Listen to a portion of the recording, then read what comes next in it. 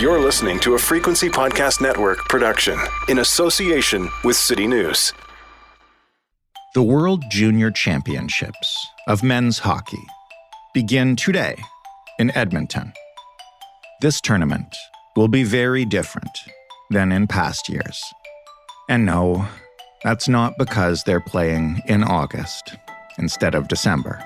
A stunning admission at a committee hearing into an alleged gang rape by junior hockey players at a Hockey Canada Foundation charity event in 2018. Two of Canada's men's junior hockey teams are now under police investigation following additional sexual assault allegations, including one from 2003. Hockey Canada officials were back in the hot seat today. A Commons committee is investigating how the organization handled multiple allegations of sexual assault. 9 settlement payments have been made, totaling $7.6 million. The chair of the Hockey Canada Board, Michael Brindamour, is resigning from his post, effective immediately. These are, of course, not the first allegations of sexual assault against a hockey player, nor are they the first accusations of leaders and officials trying to keep ugly behavior from the public. We've seen this before. But these allegations each involve several members of Canadian World Junior teams. The details of them, which we won't repeat here, are truly awful. And look, it is worth mentioning here that these are members of Canada's World Junior teams. Theoretically, at least, some of the best of our boys. The ones we settle down to watch as a family on Boxing Day. The ones hockey parents hold up as examples for their kids. And of course, the ones raised to near mythical status by Hockey Canada and by a whole lot of other people who make a whole lot of money from this tournament every year.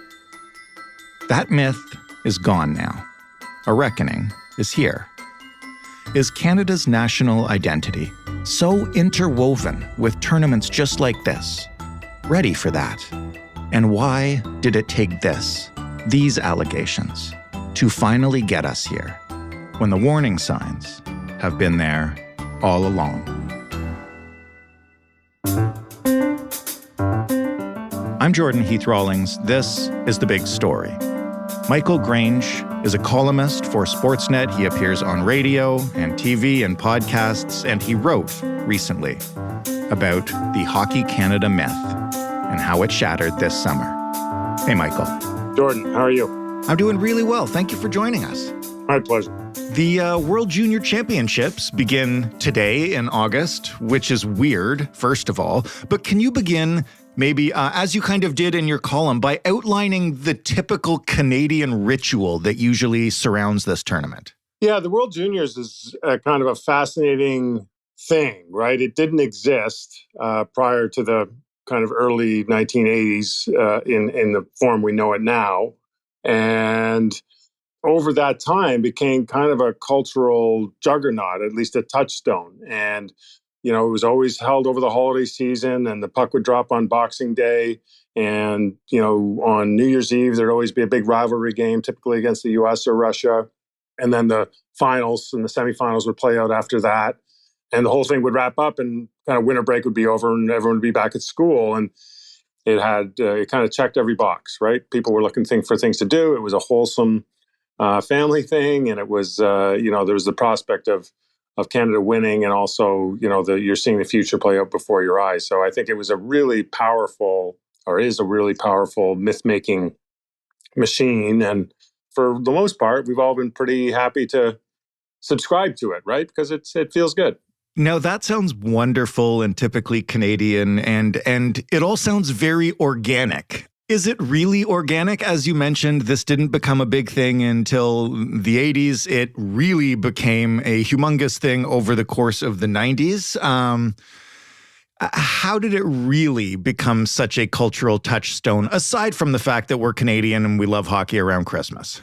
I think the big step that was taken was TSN became a broadcasting partner with Hockey Canada, and recognized it for what it was potentially, and all credit to them, and created a huge spectacle around it, and Hockey Canada couldn't be happier to go along, right? Like, I mean, it became Hockey Canada's single largest source of revenue, right? Like, I mean, for all the reasons I outlined, the cream of the crop in corporate Canada, all the leading brands were kind of falling over themselves to be associated with it as well. It was just too good a property and too well presented to stay away from. And again, you get that captive audience, which in a increasingly fragmented universe, it becomes even more powerful. Mm-hmm. So I think, that's the other side of this, is all the wholesomeness of this and the myth making became like kitty litter for corporate Canada and became, a cash cow for Hockey Canada. Now, how different, and I've already mentioned we're playing it in August aside from around Christmas, but how different is this year's tournament on which the puck drops today going to be? Well, it's being played out under a cloud, and there couldn't be many Canadians who aren't familiar with the broad strokes of the general themes of why you have two different teams, world junior teams, that have been credibly associated with sexual assault. And, one was the 2018 World Junior Team and it was an event in the summer at a fundraising event, and 8 players have been implicated by the victim. And the other was the 2003 team, where 6 players are alleged to have engaged in what's clearly a crime, if it's proven that way, during the World Tournament itself in Halifax, Nova Scotia. And I think, any allegations like this are always very, very disturbing for very obvious reasons. But I think what sets these apart a little bit, at least in my mind, I can't speak for everybody, is, you have 8 players from one team and 6 from another. And these teams, I believe, have rosters of 21 or 22. So basically a third of these 2 rosters put together are alleged to have taken part in these assaults to some degree or another. And, you can only imagine there had to be probably more people who were at least somehow had knowledge of them or were adjacent to them in some shape or form. Again, we don't know all those details. And so I think what really is so disturbing is, if this was one player or 2, I wouldn't minimize it. Certainly you can't minimize it on behalf of the victim. You can kind of sort of make the argument it's, a couple of bad apples. Right. And that doesn't excuse anything. But in this instance, when you have like a significant percentage of these rosters, and keep in mind, I think part of going back to that myth-making element we talked about, these are the best of the best of the brightest. They're, the kids who have kind of been elevated through the minor hockey system. They're the best players, obviously. They're typically the ones who wore the captain's letters and, have been feted at every single stage. And they're sold to us as future NHLers during this tournament. Yeah, to me, that's not even, that's almost the secondary element of this. Yeah, they're future NHLers, but it's more that if you've had families, if your family's been engaged in minor hockey, and mine has, they're the ones that were on the best teams, that were the best on the best teams, that if you follow this through, they should be representative of whatever value system that we hold dear. And instead, you have, like we said, a significant minority, we'll say that at least, but a significant number of players on these rosters engaging in something heinous. And, and then the fallout from all of that, where people either knew and didn't say anything, people have been hesitant to come forward, and all the things associated with that. It's really hard to look at the event that's unfolding this week, and certainly it'll be maybe resonate even more when they get back on schedule at Christmas 2022-23, and look at it exactly the same way. Like, it's going to be very difficult for the broadcasters and Hockey Canada, and obviously the sponsors have made their feelings known, to kind of sell and for others to buy in to this myth that has made this thing such a juggernaut in the first place. And we'll spare listeners the details of these allegations. They're readily available. Credit to Rick Westhead at TSN, who's been reporting on this since the very beginning. But these two scandals obviously are the worst news to come out of hockey recently, but also can you maybe explain the fallout that myth has seen since these allegations were revealed? Because a number of things have happened. Number one, corporate Canada has pushed themselves away from Hockey Canada. So, all those brands that have been so closely tied with junior hockey and the World Juniors have put themselves at arm's length. They haven't exactly divorced yet, but they are separated. Right. The Canadian government, through their parliamentary committee this summer, has taken a fairly unusual step in terms of the speed of which all this has happened. And, the season, right? MPs like to take their summers off too. And, that they've been in session, I believe, twice, and they expect to be in session again in September, investigating, what Hockey Canada knew, what steps they took to address these issues. If there was a cover-up, to what extent it went on. And, I think it's fairly evident. I think there's been at least one resignation. I think there's, likely going to be more to follow. But, Hockey Canada is being, they're being tested. They're being thoroughly, examined for what systemic elements may have led to this kind of thing and what systemic elements have prevented it from being dealt with earlier. It's only come to light because other people have brought it to light. We were in this process with the 2018 team and then the 2003 incident. I don't know what the right way to say it is, but if anything, seems even more egregious, more nightmarish, and that came to light. And, now criminal investigations in the case of the 2018 team have been reopened. It was originally investigated and shelved. And then I think it's been open for the first time in the Halifax situation. So there's a lot more to come.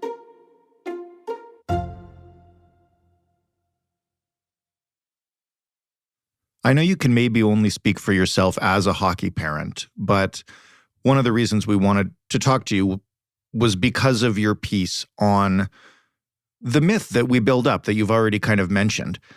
What has all of this done to that myth this summer? Speaking for you and for the hockey people you talk to, maybe, is it still possible to believe in the really good parts of the Canadian hockey myth?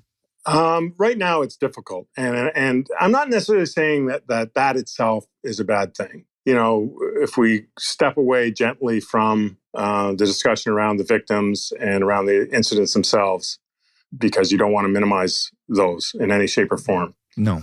I feel like hockey, so to speak, big Hockey Canada, is almost in the kind of an existential crisis here, because the way we've related to hockey has often been under this grand myth, right? That hockey was dearly important to us, that it was a character-shaping ritual that we could go through individually or with our families, and somehow we'd all be the better for it.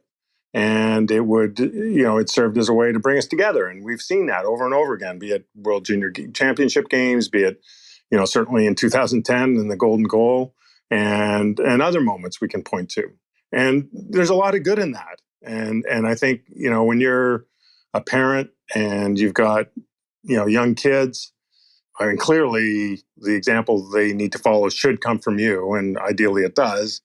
But we outsource, right? We're looking for examples. We're looking for things that can engage our kids and kind of let them know, what's possible if you're willing to take certain steps, or what it requires to be your best, and all those kinds of messages which we rely on maybe as parents. And like I say, we outsource them sometimes. And hockey has been probably in Canada been the the one that probably people have relied on the most for various reasons. Sure. And so I think in a healthy way, it's probably a good time to reflect on that a little bit. When we make those choices, understand exactly what we're doing and why we're doing it.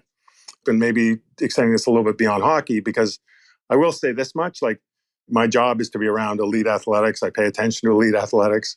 And I think anyone who's kind of been witness to, I guess, how the sausage gets made, so to speak, you have to understand, like, name a sport and we can find a scandal, be it swimming, gymnastics, skiing. We can all go down that list. So I think hockey sometimes, because of its prominence, it takes a lot more heat routinely than, Right. and I think a lot of other endeavors get off kind of lightly in this respect. I'm not sure there's anything particularly unique about hockey that creates scandal. I think the scandals are there and we pay attention to them because they're hockey. And we're talking about, the fabric of a country, and there's a kind of a nation building element that hockey is traditionally associated with, going right back to, the Summit Series in '72 and maybe even before that. And, the myth of, Gordie Howe on the frozen ponds in Saskatchewan, right? We've invested clearly a lot of our national identity in this. We have. And I think there was a lot positive that came out of it. But I think the identity of the country is changing by the minute. And the timing of this for hockey is challenging because, when something like this happens, it gets harder and harder for them to sell their story. And I think typically would get a little bit harder for people to buy into that story. And I should add this as a caveat, like the kids and families who are involved this week in Edmonton and who are going to be involved in December, January in Halifax, they don't deserve any of this, right? Like, none of their boys have been accused of anything. Yeah. And, I happen to know several of the families, and they're great people who've done everything possible they can for their kids. And, it is a shame that, through reasons completely independent of them, there's their moment, which should be, a glorious moment, because it is a very special thing to reach this level, is somehow sullied, right? So we should mention that. But I think going forward, it's going to be a challenge for Hockey Canada to maintain its primacy. And, and for every event like this, it's going to make it that much more difficult still. How did this myth survive for so long in the first place? Because we've been doing this show for 4 years, and I think we've done a couple of episodes every year about scandals in hockey, whether it's abuse, dressing room culture, silence from coaches and management who should probably be speaking out. Like, this is, the scale of these allegations is different, but this doesn't actually feel like that different from some of the stories that have emerged from professional and high-level junior hockey over the last several years. Yeah, I think that's a fair observation. My answer to that would be, I think things have been chipping away at hockey for a long time now. And it's, there's even broader cultural forces at work than like kind of bouncing from scandal to scandal. Mm-hmm. So how has it continued? I would say so many things that have happened before. I think you can kind of make the case that sure, there's some bad things going on in hockey, but when they do surface, they're more, you can kind of isolate them as one-offs or exceptions, accurately or not, and fairly or not. And I think why this one is different is because, to me, there's a couple of things. One, it is this is the pinnacle. This isn't, a junior hockey team and, kind of somewhere in Saskatchewan, or, it's not one rogue individual. Right. I go back to the numbers and to the silence, and that it's occurred like under the umbrella of the most singularly elite, special, pinnacle moment for the sport outside of, let's say, the Stanley Cup final. To kind of extend it a little bit, these are kind of all our sons, right? Like, Sure. These are, if you've got a kid in hockey and a kid in elite sports, like, it's very easy to kind of relate to the journey some of these guys on, fairly or not, or accurately or not. Just speaking for myself, what is so deeply disturbing about this, and again, I'll leave the issues that the victims are dealing with, aside, right? Because that's a different category. But I think what's so troubling is, a big reason why we value sports so highly, and in Canada we value hockey so highly, is that it is character building. It is leadership development. It is understanding that you've got to stand up and stay strong under a certain amount of adversity, sometimes a lot of adversity. And the concept is, testing yourself in these kind of false constructs, which is what they are, right? Like, I mean, these things really aren't attached to anything significant. Right. But if you test yourself, you're better able to go out into a world that's kind of crazy and unpredictable, and you can do so with a bit of confidence. And maybe as parents, you can send them out into the world with a little bit of, hope, right? That things are going to be okay. And so what really bothers me is that of the 8 kids on this 2018 team, or of the 6 kids on the 6 kids who are now well-grown adults on the 2003 team, and anyone who's adjacent to any of those events, no one stood up and said, guys, this is ridiculous. Guys, this is bad. We got to stop. This isn't right. Not one. And if I was in a decision-making place for hockey, if I was in a decision-making place for sport, that's what I would zero in on, is things do go off the rails sometimes. And they only stay that way if no one says anything. And I think if you're a parent looking at all of this going, you invest in this so that your kids become better people and better prepared people. And instead, you have, in one case, 8 of the best and brightest, most gifted, talented, hardworking, dedicated among us, and not one of them stood up for the victim in real time. And subsequently, when people have spoken up, it's generally to say, it wasn't me. And then in the 2003 case, same thing.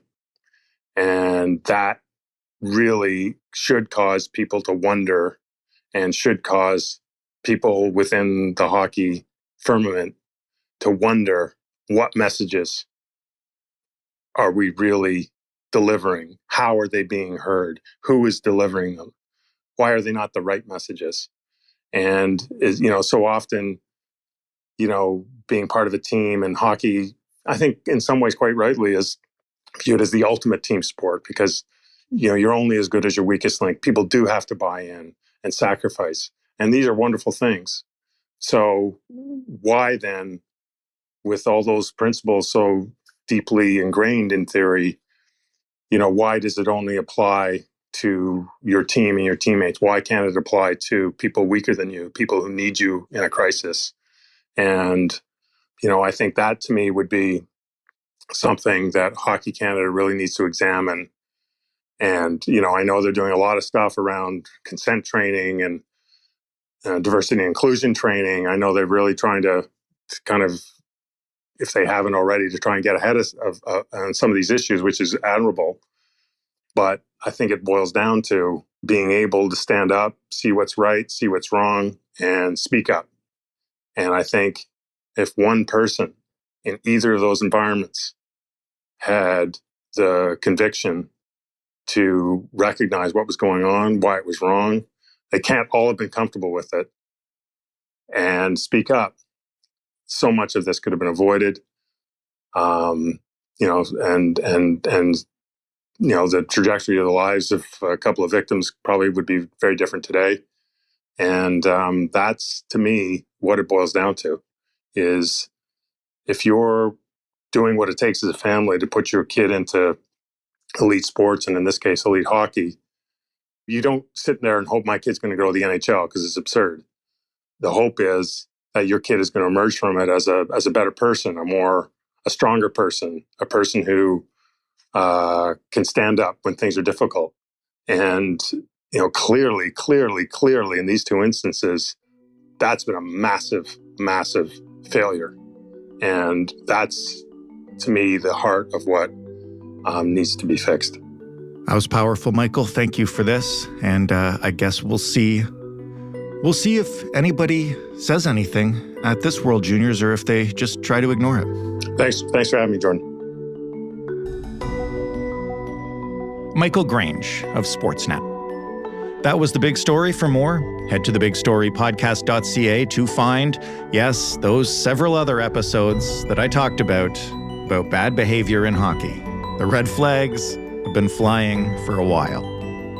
You can talk to us on Twitter at TheBigStoryFPN. You can also email us. I'm sure some of you will want to after this episode. That address is hello@thebigstorypodcast.ca.